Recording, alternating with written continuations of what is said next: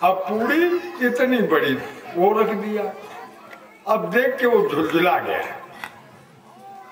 कहा भोजन है भैया इनका, अरे रखे रहते आते भात रख दे रहे थे, आनंद आते।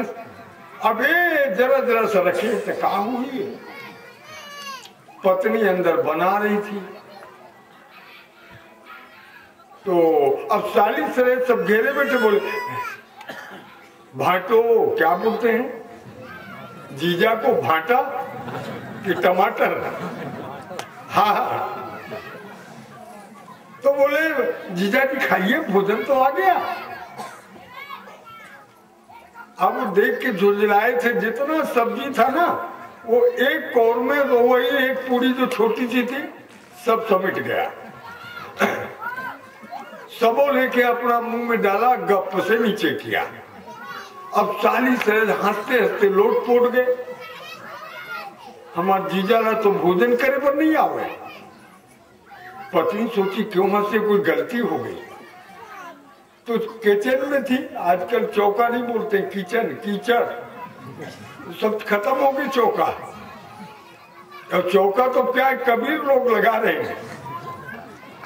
अब देख लो, समस्या है।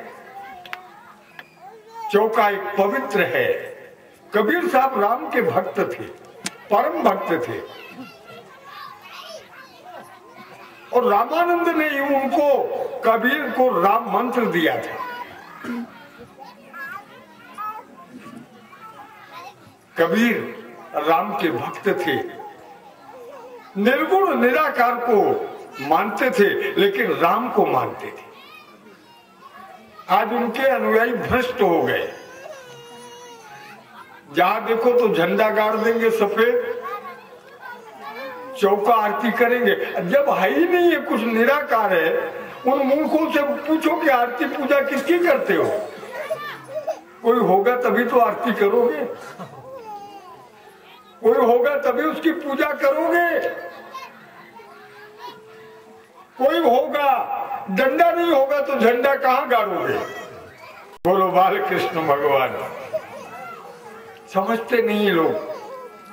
कबीर राम जी के भक्त थे, परम भक्त संत थे, उच्च कोटि के संत थे। मेरे साथ हजारों कबीर पंथी रहता है ज्ञान सीखने के लिए, पर देखता हूं मैं वो चौका आरती बंद ही नहीं कर रहे। मैं कई बार बोल चुका हूं, मैं बताया हूं, उन लोगों को सावधान किया हूं, बिना साकार के निराकार की पूजा नहीं हो सकती है। पूजा हमेशा साकार की होगी, निराकार की पूजा कैसे करोगे? वो तो दिखता नहीं है। कहां खोजोगे, कहां जाओगे? फिर पूजा करना बंद करो, आरती चौका छोड़ दो। तो भी तो साकार की पूजा किए बिना रह नहीं सकते हो।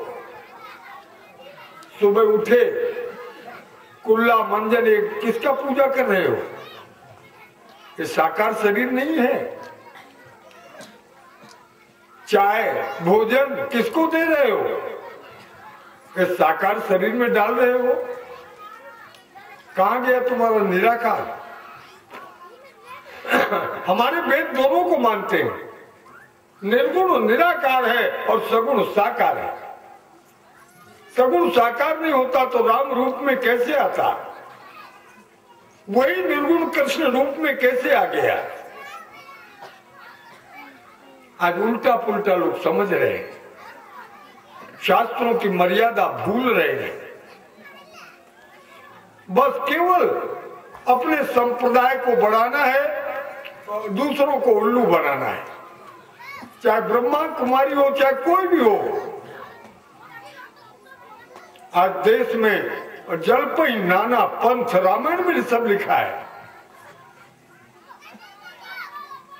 आर्ट ऑफ द लिविंग, वो चिल्ला रहा है रहने की गति सीख लो। अरे मूर्खो, ये तो जानो कि मृत्यु का स्वरूप क्या है। सुखदेव जी ने पहले मृत्यु के स्वरूप को समझाया है। तुम वो नहीं हो, उल्टा पुल्टा मत समझो। तो पत्नी ने देखा ये सब बहन भाई मेरे हंस रहे हैं, क्या हो गया। थाली में देखा तो एक को रोटी पूरी नहीं और पूरी सब्जी एक गिलास में साफ। परसना चालू हो गया, लेकिन अंदर से पत्नी ने 2 उंगलियां ऐसे किया इशारा में, बोली नहीं सबके सामने, इशारा कर दिया कि कम से कम एक पूरी के 2 टुकड़े कर लिया करो। लेकिन पति तो उल्टा समझने वाला था, वो सोच बैठा कि मोर पत्नी मोला संकेत करते कि ये जो पूरी बहुत छोटा है, औते कतक सब्जी है, एक एक मत खाएकर 2-2 इकट्ठा खाएकर। अब उल्टा तो समझना है, तो 2-2 की चावल लागो, अरे मूढ़ जब एक साथ, जब 2-2 इकट्ठे खाने लगा सब समेट कर, तो माथ ठोक त्रिया कहे लाज सोन डरे जा।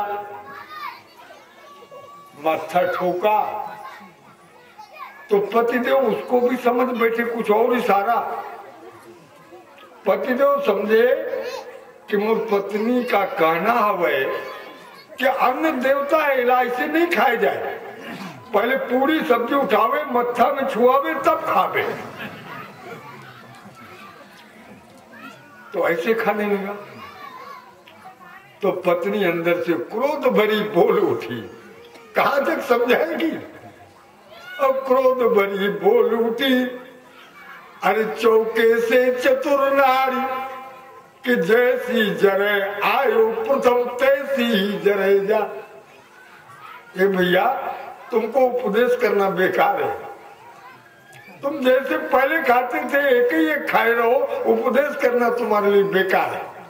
उल्टा समझ रहे। आज देश में उल्टा मार्ग चलना लोग सीख गए और उस तरफ जाते हैं भीड़ देखने के लिए, क्या होगा वहां। मेरे साथियों, आज इसी तरह से नेता लोग भीड़ इकट्ठा करते हैं। क्यों आएंगे? ये सब सहयोग दिया गया, मुख्यमंत्री आएगा तमाशा बनेगा। ऐ साथियों, ध्यान दो, भागवत आपको सावधान करता है, उल्टा मत चलो। तुम कौन हो ये जान लो। अयम आत्मा ब्रह्म, ये ना बीमार होता है न इसे कभी दर्द होता है, सबसे रहित है ये, अखंड सुख का धाम है। गोस्वामी जी इसी को तो बता रहे हैं। ईश्वर अंश अरे जीव अविनाशी और चेतन अमल और सहज सुख राशि। ये बात मैं तुम्हारी ही बता रहा हूं। ईश्वर के आप अंश हो, जीव हो कोई शरीर उत्तरा। बोलो ना 7 दिन भागवत सुनी। हाँ जीव, क्या बात। अब मत कहना मैं शरीर हूं, मोर शरीर हवे नहीं हवे, हो ही जाकर वही का मतलब है। तो ईश्वर अंश और जीव अविनाशी, या जीव जो आप हो वो विनाश से रहित हो, कभी मरना नहीं है, मृत्यु आपकी नहीं होगी, दर्द आपको नहीं होगा, जो कुछ होगा शरीर को होगा। शरीर मरेगा लेकिन आप लोग मरोगे नहीं। बोलो बाल कृष्ण भगवान। ईश्वर अंश अरे जीव अविनाशी। आप कैसे हो? चेतन। आप चेतन हो, ये हाथ पैर चेतन नहीं है।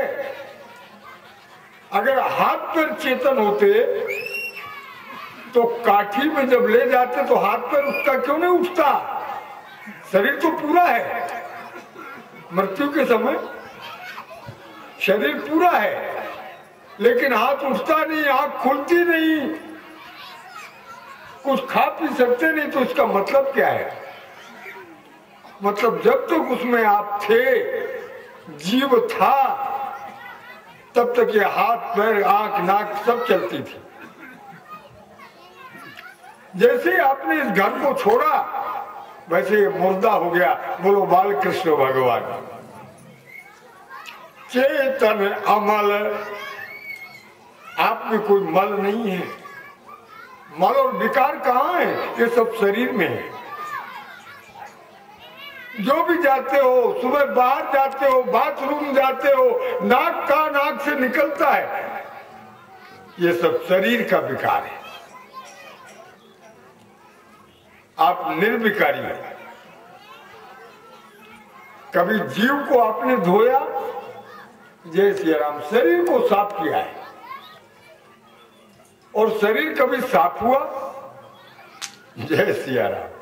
खूब धो इसको, मल मल के तरह तरह का साबुन लगा लो। और वो क्या बोलते हैं, टेम्पो कि शैम्पो? मैं सोचा टेम्पो बोलते हैं। चाहे जितने लगा लो, ये सब के सब केवल आपको व्यर्थ परेशान करने के साधन है और कुछ नहीं है। होश में आ जाओ। ये शरीर गंदा है, गंदा रहेगा और पहले भी गंदा रहा है। इसी शरीर में मलमूत्र दुनिया का भरा हुआ है। लेकिन इसमें जो सूक्ष्म शरीर आपका है और कारण शरीर है,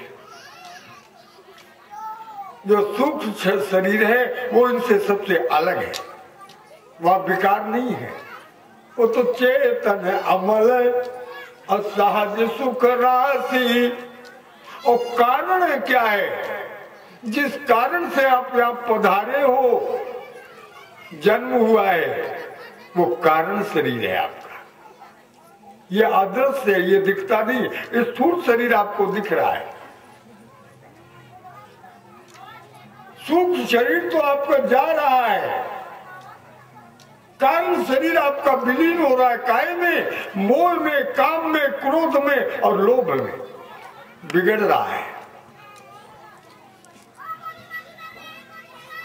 मेरे साथियों, मेरी प्रार्थना है और भागवत का उपदेश है, जैसे भी बन सके कोशिश करो आप लोग निर्विकारी रहो। विकार को आने ही मत देना। आज भक्त ने पूछा मेरे से, बहुत अच्छा लगा। देखो, ये सद्विचार तभी आते हैं जब आदमी संकल्प कर लेता है हमें बुरे कर्म छोड़ना है। आज मैं उसलापुर गया तो क्या पूछा बेनीराम जी? स्वामी जी भक्ति के स्वरूप को बताए। कितना अच्छा लगा। अरे अभी कल ही प्रतिज्ञा की है, दुर्गुण छोड़ने की, शराब छोड़ देंगे, मांस नहीं छुएंगे। आज ही ज्ञान आ गया। कहां भटक रहे हो? अपना सुधार करो, भक्ति अपने आप आ जाएगी। भगवान राम सबरी से कहते ये भक्ति के साधन है। और भक्ति का अर्थ है सेवा। जितनी सेवा आप कर सको, घर की, परिवार की, दूसरों की, गांव की, आपकी भक्ति बढ़ेगी। बड़े बड़े राजा महाराजाओं को देख लो, भक्ति का स्वरूप देखो। कर्ण बहुत दानी था, जीवन भर दान दिया और सुवर्ण का दान करता था, सोने का दान। अंत में जब कर्ण मारा गया, बाणों से चारों तरफ बिध गया और मृत्यु शैया में जब पड़ा था, हाथ पैर हिलते नहीं थे। प्राण जाने के लिए तरस रहे थे, लेकिन वो भगवान का दर्शन करना चाहता था, इसलिए प्राण नहीं जा रहे थे। महान वीर था कर्ण। अर्जुन को छोड़कर उसे मारने की किसकी दम थी? वो तो भगवान का स्वरूप था, तड़प रहा था। अर्जुन से भगवान ने प्रशंसा की, अगर दानी मैंने देखा है तो तीनों लोकों में कर्ण से जैसा दानी नहीं है। अर्जुन ने कहा, महाराज हरिश्चंद्र जैसा दानी कौन होगा? शिव दधीच जिन्होंने अपने शरीर का जीवन में दान कर दिया, उनसे बड़ा दानी? बोले अर्जुन मेरी बात मान लो, कर्ण के समान कोई दानी हुआ ही नहीं, ना होगा। तुमको परीक्षा लेना है, चलो मृत्यु के मुख में पड़ा है, चलो मैं दिखा देता हूं। भगवान ब्राह्मण वेश में अर्जुन को अपने वेश बना के गए, मृत्यु के मुख में पड़ा। कहते ब्राह्मण देवता की जय हो, महाराज कर्ण की जय हो। ब्राह्मण देवताओं ने आवाज लगाया, कर्ण महाराज की जय हो।